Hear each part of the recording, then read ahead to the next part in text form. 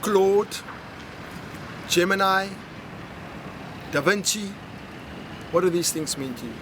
Maybe when I say ChatGPT, you know what I'm talking about. Copy AI, Midjourney, Fireflies, Prezi.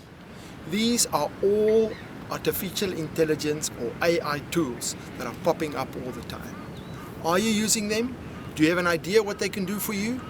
I jumped into AI a while ago, and the main reason was not to cut the costs of my business or to get rid of team members. No, it was to save me time by helping me come up with new ideas, by helping me understand the type of content and copy I should put out, whether it's an email newsletter or a letter to a staff member or content online for my website or social media.